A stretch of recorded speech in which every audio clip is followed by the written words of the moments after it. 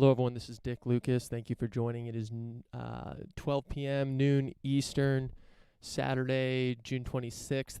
Here's what we're going to be riffing on. I'm going to get right into it. What we're going to be riffing on. Obama had an excellent piece, how to make this moment the turning point for real change.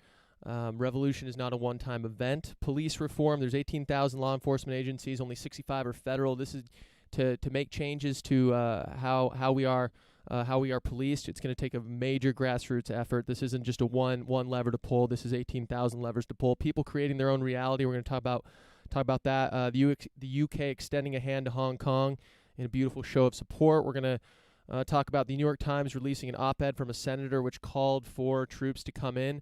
I'm going to talk about why I'm defending. There's been some controversy about them publishing that. I'm going to defend them for doing so. I think we should know what our legislators are thinking. Twitter, Facebook, and Instagram, they removed a Trump campaign video due to a DMCA takedown. I'm going to talk about why I'm leery of private companies, preventing the speech of an elected politician, not just Trump, anyone. Granted, this was a DMCA notice. We'll get into the details. And we're also going to talk about a cryptocurrency company called Compound that I'm super excited about. We'll have that at the end. Okay, so we do this show every noon Eastern. It's wherever podcasts are available. Just search No Gradient. Chuck Finley also releases clips of this, standalone clips of the different segments that we cover on No Gradient Riffs. You can search for that, and anywhere podcasts are available, just search No Gradient, and also on YouTube, just search No Gradient. We do this show every Saturday. We try to keep it under 60 minutes. We try to keep it tight. I want to be mindful of your time. I want to be mindful of your time and try to get everything to you in a nice packaged manner. Go right through it and get you what I think you need to know. So you can get on with your day and start kind of applying some of these things that we're riffing on here. Before I start, I just want to riff quickly. I'm going to be talking about things, and I talked about things last episode, and I riffed on this similar thing on this show, and I've said this many times, even before we were talking about issues of fundamental issues such as race, racism, things like that, which are obviously very sensitive topics, and we got into a lot of this stuff last week. And I just want to preface this again: in any issue of substance, in anything where really anything worth talking about, things that where you're not just blindly, we're not just simply stating truths or stating facts. Anytime you're trying to get into the nitty gritty and trying to talk about get into the nuance, there's an increased likelihood that you will be wrong on some things. That's a fact. So I just want to preface this. How I've riffed on this show many times. Originally, I called this kind of shooting from the hip. Now I just title each one based on what we're going to be talking about. But I do not claim that I'm going to be right on every single thing I say. That's not my claim. My claim here is I'm going to give a best effort. I'm going to do what I can to cover these issues in the way that I truly believe they should be covered, and truly and really try to get to the truth of the matter. I'm not here to grandstand. I'm not here to point fingers. I'm not on anyone's. Well, obviously I do take sides on this podcast, so I am on some side. But my goal is not to take sides. My goal is in service to the truth. So I ask you again, anytime we get into some of these things, there's the possibility that I will be wrong, and when I am wrong, I like to correct myself on the show. And please reach out if you think that I'm saying something that's not correct. I don't want to shy away from these debates from the fear that I'm going to say something incorrect, because overall I think it's good to have these discussions and good to talk about these things and not shy away from them. And this is part of the reason why people talk about cancel culture, right? You see, particularly with celebrities, where a celebrity will say something, or not just a celebrity, but generally celebrity. People don't cancel people that no one cares about. But they'll say something, or even a politician will say something, and they're immediately just eviscerated for that. So I've always been of the belief that listen, even if someone is saying something super heinous, the best way, if you actually want to correct their thinking, if you want to get them to learn, you need to have a dialogue with them. You need to not just say, oh, they're just wrong and they're gone. We're not going to have a debate with them ever. No. When someone says something wrong, it's actually it's actually, that's the time that you need to have more dialogue, right? It's not the people, and too often I think that we rally around, and we should, we want to support ideas that we believe, right? We want to support the right ideas. I like doing that on this show. But we also need to dialogue with those that we have different views with, and we also need to we need to try to we need to try to talk to these people, not just say, oh, they're wrong, I'm going to stay in my own echo chamber, I'm only going to talk about ideas that I know, that I feel safe with, that I know are correct, and everything else is boom. No. Where it gets difficult is actually changing people's mind. And the way I think about this show, and often why I maybe take kind of, sometimes I think I don't take a strong enough stance on certain issues because ultimately what I'm trying to do is I'm trying to convince people of things. I'm not trying to grandstand and make people feel bad for thinking a certain way. I'm trying to convince people of some of these things that and we'll be talking about these on the show, but generally that's how I view the show. I imagine that I try to strike that balance between people that I think are going to, people that are going to agree with me. I don't only talk to people that disagree with me, but I always imagine that there's someone that disagrees with my point that is coming on the show. And just the fact that they're on the show, listening to me, shows that they're actually, at least, lending an ear, so they're open to hearing the other side. So I'm imagining that someone that I disagree with, or someone who takes the opposite side of a point, I'm imagining that they're listening to me, and I'm imagining that I'm trying to convince them. Which is why I don't. I try not to use words like evil or call people, the personal attacks and shit. I really liked focusing on the ideas, because I think that's what moves the conversation forward.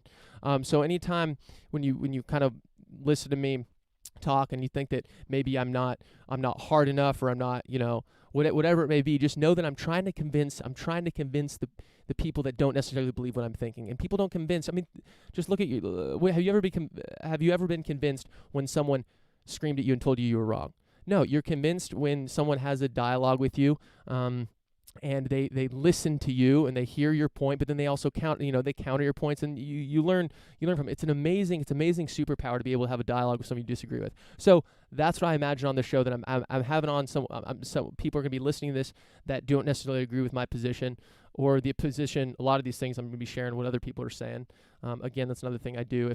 Listen, I don't have a monopoly on the truth, right? Stan Druckenmiller always says that. He's a total legend for saying it. I don't have a monopoly on the truth. A lot of the times I take what other people are saying, because I think that's half the battle of what we do on this show.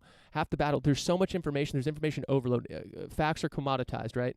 So there's so much information. Half the goal, even more than half, is finding the right sources, finding the right people to listen to. And I'm painstakingly I've curated the people that I follow, and it's on my website where I get my information. I really try to think about what's my information intake that I'm going to then give to you, because I'm certainly not the smartest person on any of these topics. What I try to do, and I think that this show does better than most, is really try to present the ideas to you that I think are the best ideas. Not that they're necessarily my ideas, and sometimes I'll riff on my own ideas, but a lot of the times I'm trying to deliver you the best ideas. So that's what we're going to do here, and I'm going to start with Obama's piece. He had a great piece on Medium, and I'll link to it. Again, I always just assume I'm linking to all this stuff in the show notes. At the bottom of the YouTube video, I link to the podcast link, and then that's where I link to all the stuff. But okay, Obama had a great piece. If you're not going to do anything, if you're not going to listen to the rest of anything I say on this show, you can turn it off right now. Honestly, you'd probably, if you're not, you take the time, read Obama's piece. It's 4 minutes. He released a piece called "How to Make This Moment the Turning Point for Real Change." And I really encourage you to read it. Fukin, stop listening to the podcast right now. Just go read that, because that's going to be the single, I think, best thing you can do to actually, help you process some of these issues that we're talking about. Okay, so I'm going to quote some of it. Here we go. We got a first couple quotes here. So, first, the waves of protests across the country represent a genuine and legitimate frustration over a decades-long failure to reform police practices in the broader criminal justice system in the United States. The overwhelming majority of participants have been peaceful, courageous, responsible, and inspiring. They deserve our respect and support, not condemnation, something that police in cities like Camden and Flint have commendably understood.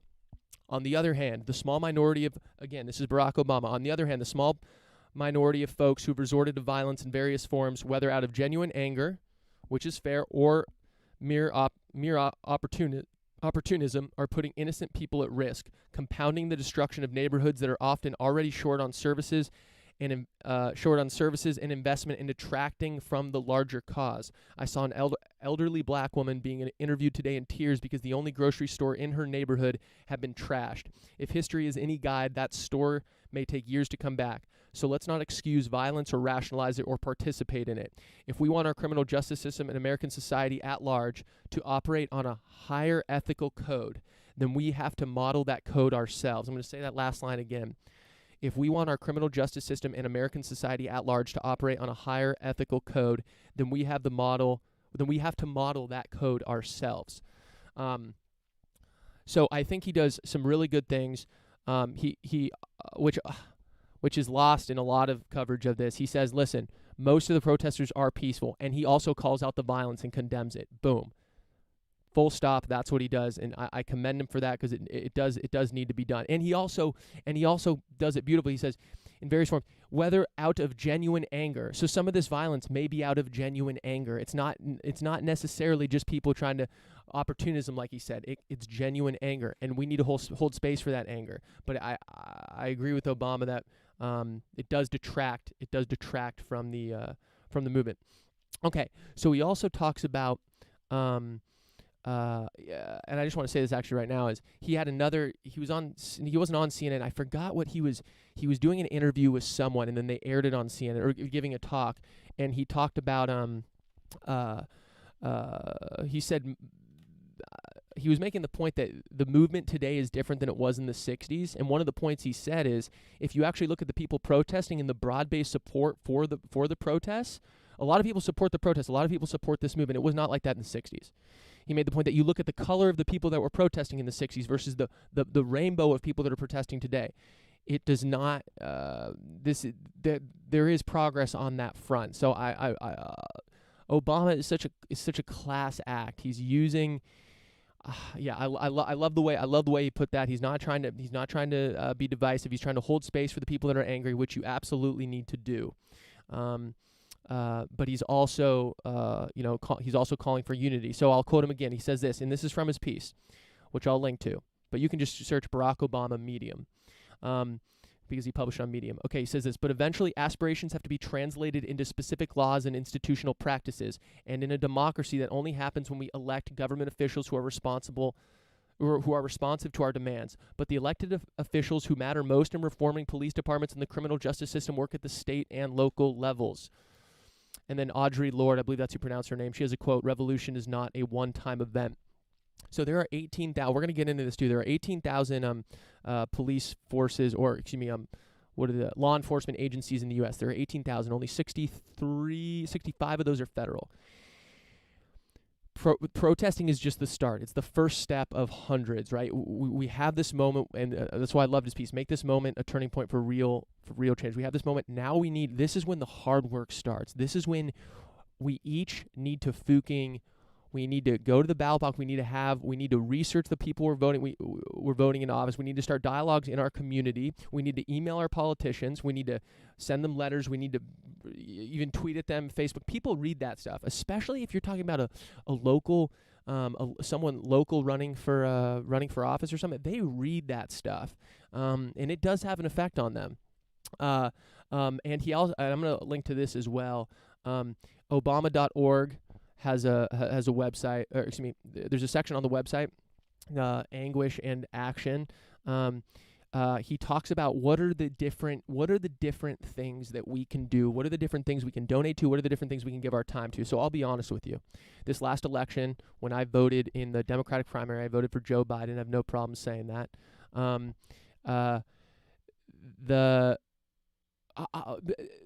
The elections, all the things I was, there was a lot of, I think, judges and DAs I was voting for and shit like that. It was pathetic how little research I did. I talked to some folks, I did some Googling, but it's like that's not going to move the needle. Did I really do any real research? As someone that claims to be in support of Black Lives Matter, which I am, and I think many people are, we need to do that next step. We need to actually put our time and our money where our mouth is. So he talks about campaign in actually that video that I referenced. He talked about Campaign Zero, Color of Change, which are things you can contribute to. Campaign Zero is more about preventing police brutality and overuse of force and things like that. And there's things that we can give our time and our money to, and I'm looking for something. I haven't quite settled on which one. I'm a big fan of donating monthly. Everyone's got a few things they care about. Do a small monthly donation to a few different things. It'll make you feel good. It's a cost of a beer or two, cost of a cup of coffee or two a month. It's not a big deal. Even $10 a month somewhere. Think of something you care about. And currently, I'm looking for something that I'll talk about on the show. That's my to-do item for next episode, for next week is kind of, there's a lot of different organizations that I really like to think about. Okay, which one do I want to support? Because when I give a donation, I'll do it, and then I'll never think about it again. In terms of I won't change it. I won't think, like, I want something that's in it for the long haul. So we'll talk about that next time. That's a to-do item for me. But look at some of these things. Yes, protesting you absolutely need. I'm a big fan of protests. You need to protest. These are huge, important things. But there are 18,000 law enforcement agencies across the United States. Only 63 of those are federal. And as Obama said, this is a state and local level thing. We need to raise awareness, but we also need to vote. We need to look at who are the DAs. We need to look at these things. We need to look at who are the Fukin judges in our community. We need to look at the police practice. We need to actually do these things that are actually going to cause change. Okay, and Obama.org, again, I'll link to this. He has a bunch of resources on his website for things that you can do. Who can volunteer? Who can even just give your money? These are things that I'm looking at doing, which we all need to hold ourselves accountable, because me talking on the show is not enough. Protesting is not enough. It's absolutely important. We need to talk. We need to protest, but we have to do more. That's the first step. So let's hold it on ourselves to take that next step. There's also this service I believe it's called Ballot Ready, which tells you certain initiatives that you're going to be voting on. So we got our next election is in Fukin November 20th, right? Which I believe there's also local things that we'll be voting for in that election as well. See, my ignorance on that, I should even know that. My ignorance of the local system needs to be vastly improved. I've kind of been all over the place the last couple of years, so I haven't really settled. So I need to kind of settle, be in your community, research this stuff. I'm going to try to hold myself accountable. This is what it's going to take, people. It's not just holding a sign up, okay? We need to do that, but we also need to do this. It's an and. What is it? It's a both and. I think is what Obama said. We need to hold ourselves accountable. We need to actually do something. If you're posting on social media, the blackout page to support Black Lives Matter, good. Do that. Raise awareness. Whatever. Even though I think some of that, I saw an interesting point that some of that was during when we need to be getting real information out there, real dialogue out there. That was kind of clogging up a lot of feeds, and I think that's a fair point. I think, but it's also good to raise awareness. So I'm kind of split on that. But this is what we need. This is what we need to do. We need to actually post that blackout post on social media. Do it, raise awareness, and then do this other stuff. We need to do everything. We need to talk about these things. This is what it's going to take. We need to actually vote. We need to study these issues, because it's not just a one and done. It's not just we need a new president. No. It's not just we need a new. Even if the whole federal government was handpicked with the people we wanted. This is at the state and local level. Okay, we need to do more. So it's going to take. This is a total grassroots movement. That's what it's going to take. So let's hold each other accountable. Again, we talk in decades on this show. I'm going to. If it's not going to matter in a decade, we're not going to talk about it now. And this is going to take a decades-long effort. It's been decades since the civil rights movement has started. It's been decades fighting for equality, and it's going to take even more decades now. So we're in the middle of it. We have to think in decades. We can't think that this is overnight going to be fixed. This is the reality. This is the reality, and we have to live in that. And we have to work within the system. Okay, here we go. So The Economist had a great piece. It's called How to Fix American Policing. Okay, we're 20 minutes in. And I'm going to quote a lot of it because I think it's a super great piece. So we're going to talk about we're gonna talk about I'm gonna quote some of the pieces in here, or some of the things in here that I think are super interesting, and I'll also link to this, of course. I think it's a really good piece because this is part of it, and we're gonna talk about these issues over the next few weeks. Part of it is policing, part of it is the criminal justice system. The blacks getting more higher sentences for the same crimes as whites. There's a number of things that need to be addressed, right? Policing is just one of them. But this article focused on that, especially top of mind with all the protests going on and what the police are doing, and a lot of images of police using excessive force. Okay, let's riff on this stuff. Okay. Unlike policing in most European countries, American policing is mostly local. And I already said this, but 18,000 law enforcement agencies, most of them small, only 65 of them are federal. All told, they employ around 800,000 officers. Chiefs appointed by mayors head most big city departments. Elected sheriffs head most county forces. Also, unlike most police forces elsewhere, American police patrol a heavily armed country. That can make their job dangerous. Between 2000 and 2014, 2,445 died on duty, compared with just 25 in Britain. But police also return fire, killing around 1,000 people each year. African Americans are nearly 3 times likelier than whites to be killed by police. In fact, being killed by police is now the 6th leading cause of death for young black men. African Americans are likelier to be convicted and serve longer sentences than whites convicted of the same crime. They comprise 13% of the adult population, but 33% of the imprisoned population. Okay, let's go on. Robert OBrien, President Donald Trump's national security advisor, told CNN on May 31st that though there are some bad cops that are racist, he did not think there was systemic racism. But systemic racism does not mean that all officers are racist or bad people. It means that the system operates in a racially biased manner, regardless of individual motivations. So it's important to think about that. It's not just is this cop racist, right? It's that is an important question, but it's also the system that the cop is operating in. We need to look at that. So this is the one example they gave. Same crime. If you're black, you get a higher sentence than if you're white. Boom. That has nothing to do with the police, right? That's the prosecutors. That's outside the cops, right? That is a different that's another issue. So yes, racist police officers are bad, but it's not the only lever to think about. Okay, let's go on. Oh, I want to share these stats. Here we go. People killed by cops since 2013, between 2013 and 2019. People killed by cops, 7,663 in the United States. Officers convicted of a crime, 48. There's 800,000 officers. There's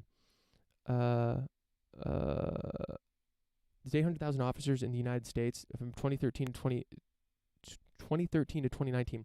Only 48 were convicted of a crime. Now, I don't know if this is from mappingpoliceviolence.org. I don't know if this number must be in relation to violence against people. I don't know if it's just crimes in general, but officers convicted of crime, 48.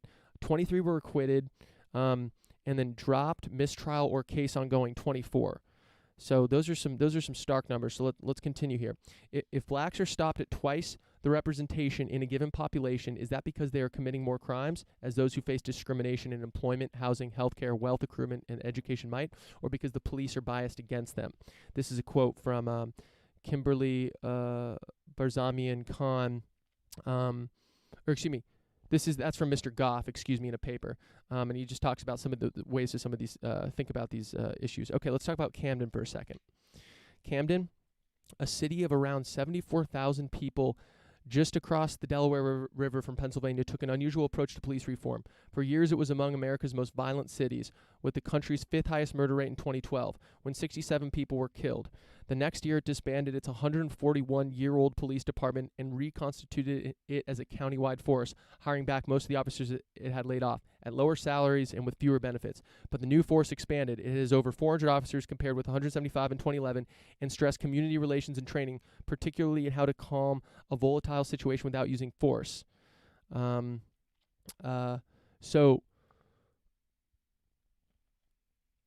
see. Does it give numbers? I thought it gave numbers after that. Okay, so that was just a little case study there on one of the ways. Officers and stress community relations and training. It has over compared with 170. Yeah. I don't know if it gave success numbers on what they did. I thought they did when you hit play. Anyway, okay, we'll continue here. Okay. So a community that trusts the police more, that's a community more inclined to give information to police about crime, partner with police about quality of life problems, and help the police do what they need to do to keep things safe. Communities that don't trust the police have lower homicide clearance rates. Okay. In much of America, however, police unions, okay, here we go, make firing or disciplining officers difficult. In Chicago, for instance, officers do not have to provide a statement to investigators until 24 hours after a shooting. You'd think that if a shooting happens, you get your statement in right away. What happened while it's fresh in your mind? Okay, let's go on. Among other goodies, the Pentagon's program, this is talking militarization of the police. Among other goodies, the Pentagon's program gave the police department that serves Los Angeles' public schools 3 grenade launchers in 2014. A paper by Jonathan Mulot, a political scientist at Princeton, found that police militarization fails to enhance public safety while also eroding public trust in the police. That makes sense. Military forces are designed to win wars, not trust. The Army's goals and those of the police officer differ. The Army kills its enemies. Police are supposed to serve and protect Americans without violating their civil rights and to face consequences for violating those rights. Yet when it comes to killing, few officers face consequences. Prosecutors are reluctant to bring changes against police to advance in their careers. They need to win convictions. To convict people, they need police to testify. Police will not help prosecutors who go after cops. So that's reading all this stuff. That's one lever that I keep coming back to. We need, Charles Munger said, show me the incentives and I'll show you the outcome. These incentives are totally off. You're telling me that the people you work with, the people that are going to help advance your career are also the people you need to be monitoring and making sure that and holding accountable. That's a broken system, and that's why there's talks of review boards, third-party review boards. It's not you're not relying on the fucking prosecutors that are working with these cops every day to police them. Listen, this isn't even controversial. That just makes sense. Okay, so here we go. Miss Van Cleve noticed that as Mr. Chauvin choked Mr. Floyd, he stared straight at the camera. He didn't look anxious or nervous. He knows he's being filmed and watched. You don't do that unless you know the prosecutors aren't going to charge you. Okay, here we go. Police have functional immunity from civil actions thanks to a doctrine known as qualified immunity, which we talked about last week. This lets public officials have lawsuits dismissed provided their contact did not violate, as the Supreme Court explained, clearly established statutory constitutional rights. And we've seen them use that heavily as a way to prevent prosecution. Let's go on. Advocates in at least 15 cities are waging campaigns to defund the police and use the money on other social services. Alex Vitale, a Brooklyn College professor and defunding advocate, says that people assume the problem is that individual officers aren't doing their jobs properly, when the problem really is that they have been asked to do too big a job. Police have been asked to provide security in schools, respond to people's mental health crises and drug overdoses. Policing is about use of force, Mr. Vitale explains. It should be a last resort. We don't want another community meeting with police. We want them out of our lives. Okay, fewer than a third of states have passed use of force legislation. So a lot of the legislation on the books, it's not even fucking clear to people. It's not even clear to officers. On a state level, and again, a lot of this is municipal and local, but at a state level, you'd think there would be, okay, let's at least agree on some of the basics. Let's agree on how to use force. Let's agree that you are not allowed to withdraw your gun or hit someone with a baton unless X happens. Let's at least get some of those. And something in here which it does not talk about are body cams. And a lot of the times, I've heard that even getting that body cam footage can be difficult. Why? This isn't just to protect people. This is also to protect cops, right? Cops should have body cams. If you are doing the right thing, record it. You're a public servant. Record it. You're funded by the people to protect the people. Your action should be recorded. This does not seem like a overbearing thing to do. It's not like they have to be recording 24/7 just when you're driving around. But when you're about to engage a citizen, hit record. Protect yourself. Protect the citizen. We need to know what happens. So that we can actually, get to the bottom of this and prosecute when we need to prosecute. Listen, on both sides. Sure, on both sides. But my thinking is, if you're a cop that is doing the right thing, you would want to have a body cam. You would want to show that, listen, I'm doing everything professionally above board. Seems like a no-brainer to me. Okay. Here's another thing. We got a couple more quotes, then we're done here. That will be a heavy lift. Prosecutors and police unions will make life, meaning re-election, difficult for unfriendly politicians, while those who stand to benefit most, lower-income people who interact most often with the police, are often politically disengaged. Because most police agencies are local, regulating them is a local responsibility, but the federal government still has a role in police reform, or at least it did in previous administrations.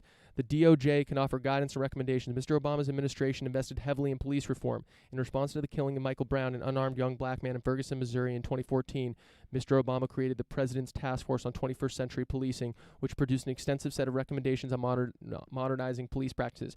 It's about, I think this is the thing, it's a 151-page PDF, something like that. Obama links to in his Medium piece. I opened it. I was like, I'm not going to read all this, to be quite honest. But it's there. It's interesting. Okay. He also boosted funding for community-oriented policing services, a DOJ program to help improve police-community relations, which Trump has repeatedly tried to cut. Of course. Both sides agree on reforms to police practices, which an independent federal monitor oversees. Mr. Obama's administration investigated 25 departments and enforced 14 consent decrees. Mr. Trump's administration has markedly curtailed such investigations.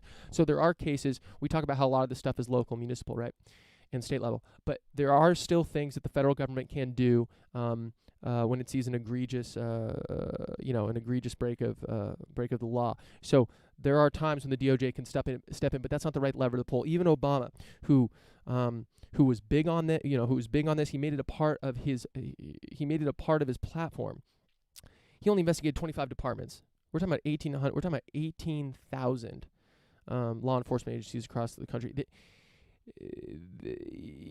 That's not the right lever to pull. Ideally, the DOJ will investigate this stuff. They do have limited resources, of course. Ideally, they investigate more of these things. But again, engage with your community, your local and state elections. These are important. Even if it's as simple as sending a Fukin letter, tweeting, emailing, what have you. That sits in their head. They read this stuff, especially at the local level, or at least I've read that they do, and obviously some of them will ignore, I'm sure, but a lot of them will read, engage, understand the Fukin issues. Okay. Mr. Trump and his Attorney General, William Barr, have made pro forma acknowledgments of the legitimacy of the protests, but have been far more enthusiastic about, in Mr. Barr's words, apprehending and charging the violent radical agitators. Mr. Trump has encouraged mayors and governors to use their police forces to dominate protesters. That may work in the short term, but Times Square is not Tiananmen Square, and America cannot repress its way out of this problem. Legitimate grievances left unaddressed will fester. Americans took to the streets 6 years ago after Michael Brown was killed. They should not have to return in another 6. Okay. So all this makes me think, you look at police unions, you look at prosecutors trying to protect cops and vice versa, and also cops help prosecutors advance their careers. When you have a bureaucracy, you always need to look at. This is why I'm always skeptical of power. I'm always skeptical of any institution that has power. Any institution that has power should be looked at with a critical eye. When a bureaucracy becomes an end unto itself, it no longer is about serving the people, but it's about protecting their own. So look at some police unions. They're not concerned with. Their main concern is not with serving and protecting the people. Their main concern becomes to protect and serve their own, the people that are part of that union. And listen, that's human nature, right? You're with your coworkers, you're with all your buddies, whatever. You go to their kids' soccer games, you know these people, you want to protect them. I get that. But that doesn't mean knowing that that's human nature, we need to create a system that prevents that from going on. I mean, I always think of, look at the, we always talk about the NSA on here with the Snowden leaks in 2013, okay? That bureaucracy, General Clapper lied to Congress about what the NSA was collecting on millions of Americans. They lied to us. Okay, that's why I'm all for the leaks. They lied to us. They did not deserve this stuff for this stuff to be private. Okay, this had to be leaked because the bureaucracy was trying to protect itself by lying to Congress. And anytime that happens, you really need to start asking some tough questions to start talking about reform. Okay, so those are some of the things. This is a multi-level. Again, it's not just the police. It's also, as Obama said, the criminal justice system. It's also And we need to pull these levers. We need to engage in our local and state elections. We need to be talking. We need to be researching these things, and we need to be voting. We need to vote. Okay, we need to give our time. We need to volunteer. We need to donate. Find if you care about the Black Lives Matter movement. If you really care about this issue, give $5 a month to one of these campaigns. And we'll talk about next week on one that I think Campaign Zero would be a good one to do so. But this is the way you think. First protest, then boom, action. Okay, so let's just riff for a second. Now the rest is we got 25 minutes. We're just gonna riff here. No more me just reading. I like reading things when I really just want to get the facts out there. Okay, when that's when I like reading things. Okay, but let's keep going here. Okay, so one of the issues that I've seen, not just people, these are people I've spoken to. This is people I follow on Twitter. Again, I follow people on the left and the right. I follow people, kind of big time accounts and smaller accounts, and just people, and obviously the dialogues I've had with people. It surprises me that people will create their. Well, it doesn't surprise me, but people, and I want to warn you about this. People will create their own reality. People will only focus. They'll only focus or only talk about the peaceful protesting, or they'll only talk about the violence and the looting, and the riots and the damage, destruction. People will boil the issue down so they can make it very simple and don't have to talk about they don't have to talk about the intricacies of it. It's very easy to say, oh look, there's all this violence. Boom, done. Okay, then you don't have to think about it. Or in the vast majority, as Obama said, the vast majority are peaceful protesting. But it's also easy to just say, "Oh, it's all peaceful. It's all worth it." Well, let's take a stand when people are throwing bricks through windows. Let's take a stand there, because that's not going to help the movement. Again, I always think about who's the person on the edge that isn't quite sure about on some of this stuff. Them seeing images of violence is not going to help. It's going to give the side that doesn't want to help progress, it's going to give them ammunition, because that's all they talk about. I follow people on the right, and this isn't all people on the right, but I follow people on the right, and they use the images. They're constantly just talking about the images of the violence, and that's part of the problem. With you can create any narrative you want in this world. With everyone's got a cell phone, everyone's got a video. You can find 30 instances every 10 minutes of videos being posted. You can find 30 instances of police force, overuse of force. You can find a ton of instances of peaceful protest. You can find a ton of instances of violence. And it's very easy to then just, boom, chop up a 2-minute video montage of only violence, or only peaceful protest, or only police brutality. It's very easy to do that. So I remind you, when you look at a video, think of this, and videos cause very visceral reactions. It's a specific point in time at a specific place for a specific amount of time, okay? So videos are not representative of everything that is going on. It's important to take a step back, and also, if it bleeds, it leads. A lot of the time, things people focus on, the most things I'm seeing that I'm reading about is focusing on the violence. It's much less interesting to show people peacefully protesting. So I encourage you to think about the issues that way, and also to just be mindful of. Again, I always think about what's the best way we can push progress forward? What's the best way we can convince other people to be on the side of this movement? And it's not by supporting violence, okay? It's not by doing that. You just think about the person on the middle. The person on the middle is not going to be swayed. It's not going to be swayed by violence. And as Obama said, this violence can come from, I forgot the exact quote, but it can come from a legitimate frustration. Genuine anger is the phrase he used. Genuine anger, and absolutely, and I could never possibly understand that anger. I can hold space. I can understand a piece of it, but given my position, I can never fully understand it. So I'm not going to pretend that it's very easy to say, oh, just don't be violent. Why you? No. Well, I get it. As Obama said, there's genuine anger here. But think of the other side. It's not going to help. It's not going to help. It's not going to help the cause. It's not going to help the case. So think of it that way. So I encourage you to. Don't just think about.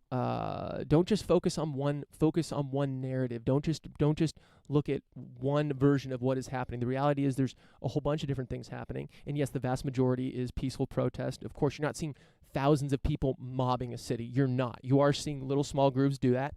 You're not seeing thousands of people just the mobs you're seeing. I mean, the big groups of people are peacefully protesting. But I encourage those of you that are supporting the protest, which I do. I encourage you also to understand the other side, and understand that when understand the other side so that you can better argue it. At least understand what's going on. At least make yourself aware of some of the things that the other side is poking at. And one of the things they're poking at is they're pointing to the violence, and they're using that as a crutch. They're using that as a defense to not have to talk about the real issues here. And again, I think violence, I'm not endorsing it for a second. I think it detracts from the movement, as Obama said. But understand that the other side is using that as ammo against the movement. Okay, so to go international for a sec. This got me fired up. So we've been talking about the Hong Kong. We've been talking about Hong Kong on this show for the last month or two. And there's a really cool thing, and I'm going to link to it. Boris Johnson released a piece on the official. He released an article talking about how he is going to, if China passes their national security law, which again, just a quick recap, the UK handed a thing in '96, handed Hong Kong over to China and said, okay, for 50 years, Hong Kong is an autonomous state. The only thing China can basically interfere in is foreign relations and some other very specific stuff. Now China's trying to go back on that and trying to institute their own police force, their own secret police, and with this national security law and hurt the autonomy of Hong Kong. So I support the people of Hong Kong. I support their fight for freedom, absolutely. And I think the United States government does support their fight as well. But I just want to call this out. Boris Johnson was saying that if China does pass this national security law, he will give Hong Kong citizens a path to citizenship in the UK, and this would be the biggest overhaul to the British visa system in its history, one of the biggest. So this is huge. Anytime I see some international thing like this, where countries are coming together, countries are supporting each other, countries are supporting freedom, which I absolutely support what Hong Kong is doing, especially with the Chinese Communist Party. It's an oppressive regime, absolutely. And I support what the Hong Kong people are doing, absolutely. And I love that Boris Johnson wrote that piece and extended that olive branch, because if they do pass that law, I think it would be epic. Okay, fine, China, boom. This is going to cut you off from international capital markets. Going to cut you off from international business. If you interfere in Hong Kong, well, boom. Let's let these people vote with their feet and come to the UK. So major props to the UK. This is something I'm watching. It's one of the biggest things. If there wasn't COVID right now, and the protests right now, then I think this would be one of the biggest issues people were talking about. We were talking about this issue 6 months ago when these were heating up. I think was it January? I think things were heating up with this. We were talking about it, and then we stopped. But things are heating up back in. They're still fighting for freedom, and it's truly epic to watch. And I hope I hope they succeed. And if they don't, I hope the UK and I hope the United States also does that as well. Have some kind of program. Yo, people from Hong Kong, come to the United States. Come to the UK. We want you. We want your ingenuity. We want you to come here. We want you to rebuild. We want you to have. We want you to live a free life. So I'm very curious about how that's going to play out. Okay, so there's another issue. The New York Times got a lot of flack, both internally and externally, from people. They released an op-ed from Tom Cotton, who's a senator out of Arkansas. And Tom Cotton's piece, and I'll link to it, Tom Cotton's piece, and props to New York Times, they're not going to be running the print, but they've kept the piece up, which major props to them for doing that. But they got a lot of flack because it basically, if you read the piece, it was in support of, basically bringing the troops. We need to restore order, and it was all in support of squashing the violence, and bada bing, bada boom.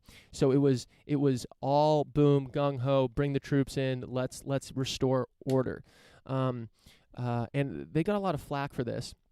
And here's the thing. So anyone that thinks the New York Times shouldn't have op-eds like that, first of all, it's an op-ed. It's clearly labeled as such. anyone that has a problem with this, I ask you this. Isn't it better that we know what our elected officials are thinking? So this is a senator out of Arkansas. This man is responsible for the legislation of 320 million Americans. I want to know what he's thinking. I don't think it's helpful, and I don't think it does. I don't understand the point that we shouldn't put these dangerous ideas out there because they there's arguments that it's false, it's giving it a platform, right? And I hear that, but the issue is when that platform, when that person, this isn't some crackpot, right? This is someone that is a senator of Arkansas. The citizens need to know what he's thinking, and to that end, I think the New York Times did the right thing by publishing it. If there's someone in my government that represents me, granted he's a senator out of Arkansas, but he's still legislating on things that affect my life, I want to know, especially if they're wrong, especially if I think they have dangerous ideas, please publish it. Please publish it. I want to know that. If anything, I want to know that more than I want to know things that I already agree with. I want to know the things that are dangerous. I want that to get out there. There's this notion that like we shouldn't give a platform to someone like that, because as if the idea is going to infect us, as if someone's going to read that and they're going to then all of a sudden agree with it. Now, I have some sympathy to that argument, but overall, we need to be able to we need to trust that we're adults engaging in idea warfare, which is what civilization is. It's idea warfare. It's this idea versus this idea. We vote on it. Boom. That's what it is. So anything that's going to help more ideas spread and help more dialogue and get more out there, have more transparency, I'm all for. So I commend the New York Times for I don't agree with Tom Cotton's piece at all. But I'm glad that I know about it, and I would not know about it if the New York Times not published that. So I think we need to give ourselves a little bit more credit and not try to just deplatform or not listen to any idea we don't agree with, especially when it's from an elected official. That's why we need to know what our elected officials are thinking. And this is kind of a broader trend. I mean, we've seen this on college campuses. We've seen people's ideas, protest to prevent certain people from coming and speaking on college campuses. Now, I'm all for protest. Please protest. But don't do it as a way to silence people. If you think someone's ideas are wrong, let the idea marketplace tell them out. I've always been a fan. Get the wrong ideas. If anything, we should get these ideas out there more. So that we can look at them and we can debate them and call them, point out why they are wrong, and that's how this stuff works. Silencing is not a way. Again, what happens when you silence someone? They use it as a crutch. They say, "Oh, look, I'm being silenced because people don't want to hear." They use it as a way to garner even more support. So let the ideas get out there. Please protest. Please protest when someone, on college campus. Go ahead, protest. But you can't then storm into the room and prevent certain people from speaking and having a dialogue. Dialogue is a fundamental part of a democracy. And think of it this way: 100 years ago, the issues that were being silenced were ones that many would support now. I mean, take civil rights for example. You think those ideas were very easy to disseminate 100 years ago? Absolutely not. Of course not. That's why you can never be in the business of or never try to be in the business of this should be we can talk about this, but this should not be allowed to be discussed. No. Get the ideas out there and let the idea market figure it out, because in the long run, transparency wins. In the long run, the more we know about what people are thinking, the more we talk about things, the better we do as a democracy, the better we do as a civilization. Even and especially the bad stuff. I want to know the bad stuff. Sarah Silverman has a great take on this when she loves when racist videos. She was specifically talking about anti-Semitism, and she loved when racist videos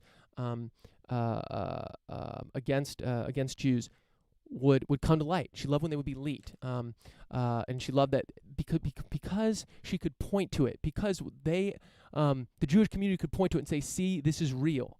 This actually happens. So when it's important to get this stuff out there, to air it out. Don't let these ideas just shove off in the corner and fester. We need to start a dialogue. We need to get we need to have more dialogue rather, and we need to let even the bad ideas, let them get out there. Let's debate them head to head. Now there is a where I'll draw the line is that doesn't mean we go on CNN and have give two positions on everything where somebody doesn't deserve a second position. I'm not saying that, but when there's an elected official, give extra deference to an elected official to let them speak their mind, because they are responsible for legislating, and I want to know what my legislators are thinking. That's fundamental to the way a democracy works. I want to know what they're thinking. Okay, here we go. We got 10 minutes. On that similar vein, I'm going to talk about Twitter, Facebook, and Instagram, and I'm gonna on one hand defend. I'm gonna start off by defending social media at the outset. Overall. So a lot of people say, oh, it's the reason for, democracy's ruined, Trump's in the White House, it's just causing division. Okay, maybe some of those things are true. But here's what I'll say to you, and Ben Thompson of Stratechery has a really good piece on this. It's called something like In the Dust or something like that. But he makes the point that the internet in general, it allows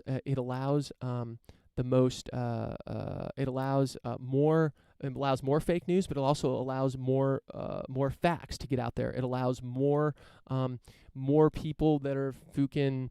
It allows protest movements to organize peaceful protest movement. Yes, and it also allows people that are doing violent things to organize better, more effectively. The internet is amoral. He makes that point. It helps everyone do more. Those that are evil and those that are good. But in the long run, overall, without social media and the ability, screw the word social media, replace that with the ability for an individual to publish, because that's really what social media is. It allows anyone with a click to publish to the entire world, anyone with an internet connection. That's an amazing, amazing thing. We used to have gatekeepers, right? We used to have, a few cable news shows. We used to have newspapers. Everyone read the same thing. Now anyone can get the word out. And now what does that allow? It allows for more transparency and allows to talk about more fucking issues. So this George Floyd video, yes, okay, you dog on Facebook, sure. Tell me what platform that original George Floyd video was released on. It was released on Facebook. The original video, the 10-minute video, and I just tweeted it out because I hadn't watched the original, but it's still on Facebook. That is the original way that allowed this to be become a mainstream issue. And he makes the point, Ben Thompson also makes the point that if this was not, if these platforms didn't exist that allow individuals to publish and allow, we had super cheap, smartphones to allow anyone to be a creator. If those things didn't exist, all these things that you say are ruining democracy, or are bad for us. And in many ways, I'm sympathetic to those arguments, but I want you to see the other side as well. I want you to think about the fact that if this video was not recorded and was able to disseminate to everyone in the world, would we be having this dialogue right now? Would we be talking about George Floyd right now? Probably not. It would be on if there was no video evidence of it, it would be in the local, I think their local newspapers, the Star Tribune, would be on page A17, as Ben Thompson said, and no one would talk about it and would say, oh, there was heart disease complications while being arrested, the man George Floyd died. Okay, move on. Boom. What do we have now? We have individuals that are able to publish to anyone with an internet connection to billions of people to get this out there. So I urge you to think about it off. And by my estimation, I think it's good to have more people be able to get more things out there. What does that mean? That means more people are able to get bad stuff out there, but what does it also mean? It allows more people are able to get good stuff out there too. The internet is amoral. So I think it's important to think of these issues that way. And Twitter, Facebook, and Instagram, they actually recently released or they deleted, there's from Team Trump on Twitter and then also on his Instagram, and I believe his Facebook, they removed video. All those platforms removed video because there was a DMCA notice. So there's a copyright notice. So by everything I've read, it's a completely legitimate notice. Someone put a DMCA request, said you can't use my photo or some photo that they had the rights to. Boom, and they had to remove it. But something I want to say, just in social, and we talked about this last week. I'm very leery of private organizations being in charge of what democratically elected politicians are allowed to put out there. Now, in this case, this was a DMCA notice, and that, sure, and Facebook, which kept up the looters and shooters, if you loot, you shoot. They kept that post up. Twitter put a warning and basically used its algorithms to prevented it from getting disseminate more widely. But my thing is, if my president is saying when you loot, you shoot, if he's quoting a segregationist fucking dude from Miami from the 60s, I think it's from this guy's from the 60s that he was quoting, and he didn't know he was quoting, of course. I want to know about it. I don't want Twitter or Facebook or whatever platform telling me that, oh, no, this isn't safe for you. I'm an adult. I'm an adult that can understand. I can look at that and think it's wrong. In fact, now that I see it, I know even more about who's in the White House. I know even more about who's representing me. And I think it's a good thing. I don't want these platforms to be playing nanny. In fact, one of the things I think about, and of course, they don't want to be platforms for racism and spreading violence and stuff like that. I get that. Something I propose, like, what if there was like a safe filter that is on by default? For example, on Twitter, it's a filter that is on by default and you have to go manually turn it off. I don't like when things get deleted. If someone is saying something heinous, I want to be able to look at it and, as Sarah Silverman says, point to it. See, people like this exist. People think this thing. Dangerous ideas, they need to be protected so that we can talk about them. They need to be protected so that we can point to them, so that we can have a dialogue around them, so that we can actually both show that people hold these ideas and also help convince others that they are wrong. Imagine if every dangerous idea on these social media platforms, out of politicians, was just cleaned. It was just boom. No, we're going to be in charge. No. Well, then if I open up Twitter, wow, I see no one saying anything bad about anything. Wow, the world is perfect. No, actually, they're just being silenced. And the fact these people that are sharing these ideas, they're not changing their mind because Twitter's hiding their views. In fact, it's the very opposite. Because we can't have a dialogue with these people because their views are being silenced. Then it won't change their mind. And in fact, what they do is I constantly see people on the right. They say, oh, this thing was deleted by Instagram. This thing was deleted by Twitter. And what they do is, unfortunately, they use all this energy to say, look, I'm being silenced, all this stuff. And they use all this energy to kind of get on their high horse. Look, I'm fighting a platform, like they're trying to silence me, blah blah blah. And in many ways, I'm sympathetic to their argument, absolutely. But what does that prevent? It prevents our energy. It prevents the energy from them actually talking about these issues to them just saying, oh, I was silenced. Well, actually, I'd rather that their issues, their beliefs, however heinous, stayed up there so we could engage, so that we could point to it, even if they're not open to learning anything. Even if they're not open to change. Like, there's someone that is just putting an idea out there that you find is absolutely heinous and despicable, and even if their mind, they've made up their mind and they don't want to change it at all, it is still helpful to have that idea out there so that we can point to it and say, look, people think this. Let me watch. Look, here's evidence of 20 people that are saying the same thing. And this person's a senator. This person's a president. These people have power in our society. These people have power in our society, and this is what they're saying. Do we really want the bad ideas locked up in these people's heads so they're just talking about it and using it to using these bad ideas to develop policy outside of us knowing that that's what's going on in their head? No. That's not what I want. That's not what I think. That's not a world that I want to live in. That's not a dialogue that I want to have. We need to understand, in a democracy where our adults, dangerous ideas will be out there. We need to be okay engaging with those ideas. That's how we convince people to change their minds. That's how we point to it and say, this exists. See? This exists, so we can talk about it. See, this racism does exist. As Sarah Silverman said, we can point to it. Okay, this has been epic. I want to keep it under 60 minutes. This was a great riff session. We only did not have time to get to a couple things. It was particularly compound finance, but we're going to wrap it up. Again, we do this show every Saturday noon Eastern. It's on, just search No Gradient wherever podcasts are available for the audio-only version. Subscribe on YouTube. Follow on Twitter. That's where I tweet. I share most of these ideas out before I talk about them here. And this has been a great riff session. Thank you. Keep having these dialogues. Keep thinking about what are you going to do. You support the Black Lives Matter movement. Think about what's the next step. You protested, good. You post on social media, good. That's good. We get the ideas out there. Now, what's the next step? Okay, what's the next step? What are you going to donate to? What are you going to donate your time to? How are you going to research? How are you going to engage with your local and municipal and state politicians to actually change these issues? Again, read Obama's piece. It's epic. I'll link to it. Thank you, everyone, for joining. Let's keep the dialogue going. This has been fun. You guys give me energy. Riff, No Gradient, Dick Lucas, out. This has been epic. One love.